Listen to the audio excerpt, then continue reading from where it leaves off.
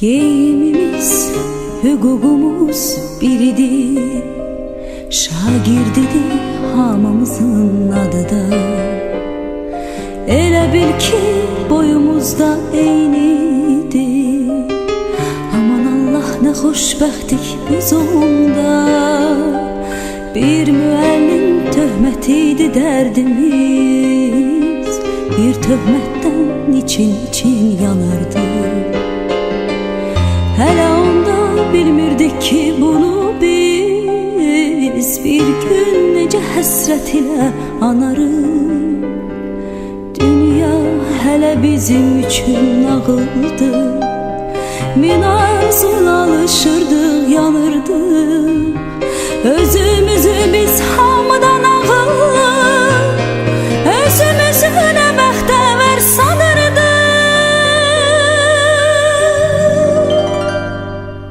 Məktəb illəri ömrümün ən şirin duyğulu qayğısız günləri. Hər anı bir ömrə bərabər seyirli günləri. Ən təmiz arzulu günləri. Məktəb illəri ömrümün ən şirin duyğulu qayğısız günləri. Hər anı bir ömrə bərabər seyirli günləri. Ən təmiz arzulu günləri.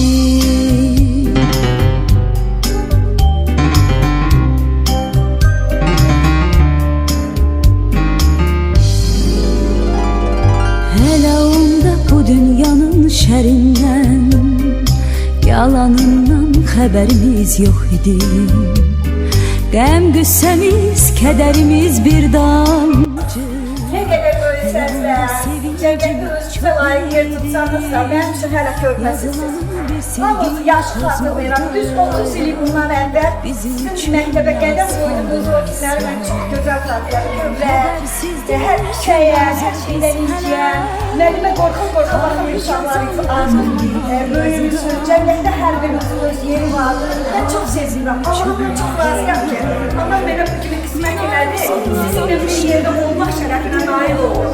Mən düz bu günü, siz 30 ilinizi görürsünüz. Mən məqsəddən fəaliyyət göstərdim, müəllim kimi fəaliyyət göstərdim, 40 ilini göstərirəm. Və mən üçün böyük bir fəxirdir ki, öz şagirdlərimlə belə səmimi bir görüşlərim oldu və mən həyatım boyu bu günü unutmayacağım, xatırlayacağım sizə həyatda möhkəm can sağlığı ilə addımlar və uğurlar arzu edirəm.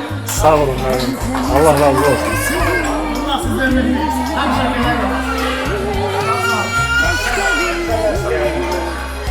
Allah ömür versin müəllim.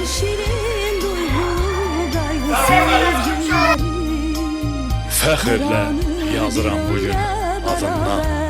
Milyonlar nur alıb sənin odundan. Zəhmətin heç zaman çıxmaz yadımdan. Mənim mən eləyən sənsən müəllim. Məqamını uca yaradıb Tanrı.